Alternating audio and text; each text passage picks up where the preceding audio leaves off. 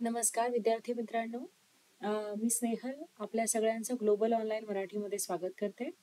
आज आपण paper 2 life सायन्सेसचा एक्सपेक्टेड कट ऑफ बघणार आहोत, जी यावेळी एक्झाम झालेली आहे 15 जून 2025 रोजी महाराष्ट्र सेटची. याचा आपण कट ऑफ आज डिस्कस करणार आहोत. त्याआधी मी तुम्हाला सांगू इच्छिते की आपली न्यू इयरची बॅच आहे पेपर 1ची आणि पेपर 2ची सुरू झालेली आहे. जिची फीस आहे, जर पेपर 1 आपण करणार आहोत तर त्याची फीस आहे 3000 आणि आफ्टर डिस्काउंट आपल्याला आहे फक्त 2500 फीस. यानंतर ह्या पेपर 1 मध्ये आपण डिटेल्ड डिस्कशन करणार आहोत कम्प्लीट 10 युनिट्सचं. यामध्ये आपण डेली लाईव्ह लेक्चर्स, याशिवाय रेकॉर्डेड लेक्चर्सही अवेलेबल असणार आहे. याशिवाय 10 युनिट्सच्या नोट्स स्टुडंट्सना अवेलेबल असणार आहे. ओके, आणि एव्हरी सॅटर्डे वीकली टेस्ट सुद्धा अवेलेबल असणार आहे. या इथे ग्लोबल ऑनलाईन ॲपचा आणि ऑफिशियल नंबर्स इथे दिलेले आहेत, यामध्ये तुम्ही संपर्क करू शकता. यानंतर यासहित पेपर 2चे सुद्धा काही कोर्सेस आपल्याकडे अवेलेबल आहेत, जसं की कॉमर्स असेल, management, computer science, political science, life sciences, history, economics, Marathi, chemistry आणि इंग्लिश. याची फीस आहे केवळ 8000 रुपये. हे 8000 जे आहे हे इन्क्लुडेड आहेत पेपर 1 आणि पेपर 2 दोन्हीही मिळून हे 8000 फीस आहे दोन्ही पेपर्सची. आणि हा जो कोर्स आपल्याला फुल सिलेबसचा अवेलेबल झालेला आहे, हा कम्प्लीट इयरसाठीचा सिलेबस आहे, कम्प्लीट इयरसाठीचा कोर्स आहे. म्हणजे नेक्स्ट येणारी जी महाराष्ट्र सेट एक्झाम असणार आहे तर त्यासाठी तोपर्यंत हा कोर्स व्हॅलिड आहे. यानंतर डिस्कशन करूयात आज एक्सपेक्टेड कट ऑफ बद्दल लाईफ सायन्सेसचा.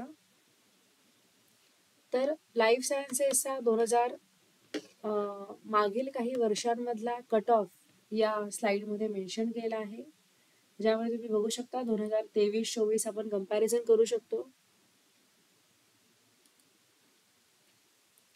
2023 मध्ये जी एक्झाम झाली होती 26 मार्च 2023, त्याचा जो जनरल कॅटेगरीचा जो कट ऑफ होता तो 54.67 होता आणि त्यानंतर 2024ला हा कट ऑफ वाढला. ओके, आता यावेळेस जी एक्झाम झालेली आहे ही कम्पॅरेटिव्हली टफ होती आणखी, आणि यामुळे कट ऑफ जो आहे हा 53 अप्रॉक्सिमेटली एक्सपेक्टेड 53 to 55 असा असू शकतो. जरीही कट ऑफ वाढला तरी तो खूप जास्त न वाढता नुसार 2 to 3% फक्त वाढतो, त्यापेक्षा जास्त कट ऑफ नाही वाढू शकत. ओके, यानंतर SC कॅटेगरीचं जर आपण बघितलं तर 2023चा 47, 24चा 48 आणि आताही या रेंजमध्येच लागण्याची शक्यता आहे. यानंतर ST कॅटेगरी जी आहे यामध्ये 45 इथे कमी झाला होता 24 मध्ये आणि आताही त्याच रेंजमध्ये राहू शकतो. ओबीसी जे आहे, ओबीसीचा कट ऑफ 48 वरून 49 वर गेला होता, मागच्या वर्षी वाढला होता कट ऑफ आणि यावेळेस याच रेंजमध्ये राहण्याची शक्यता आहे. यानंतर SEBC जे आहे याचाही कट ऑफ सेम 48.67 23 रोजी होता. 2023 रोजी SBC, DTA, NTBCD ओके पैकी NTB झालं, DT झालं, यांचे कट ऑफ 46.67 म्हणजे सारखाच होता. यानंतर ते कट ऑफ जे आहेत हे आपल्याला 2024 मध्ये कमी झालेले बघायला मिळाले होते आणि 25 मध्येही थोडेसे वाढू शकतात, जास्त नाही. यानंतर NTC, NTD हे जे कट ऑफ आहेत हे सुद्धा कमी झाले होते. यावर्षी सुद्धा एस्टिमेट आहे की कमी होऊ शकतो हा कट ऑफ.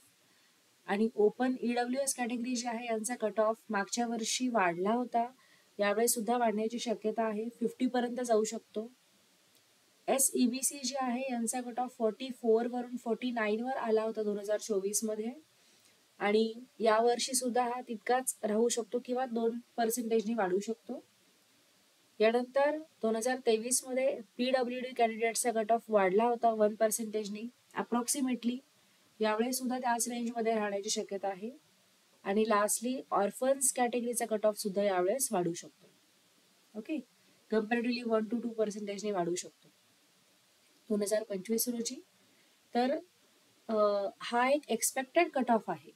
ओके, हा कट ऑफ मागच्या वर्षी जो होता 2024ला तेवढाही राहू शकतो किंवा जर वाढला तर 2 ते 3% वाढू शकतो फार तर फार. त्याच्यामुळे तुम्ही ट्राय करा की आता एक्झाम झाली आहे तशी, पण यानंतर जर देणार असाल तर ट्राय करा की your cut off should be your answer, your result should be more than the cutoff. Rather than to be on the boundary, you should have more score as compared to the expected cutoff, so that you will be relieved that you will get qualified in the examinations. Thanks for watching. जर तुम्हाला हा video आवडला असेल तर like करा, share करा आणि subscribe करा.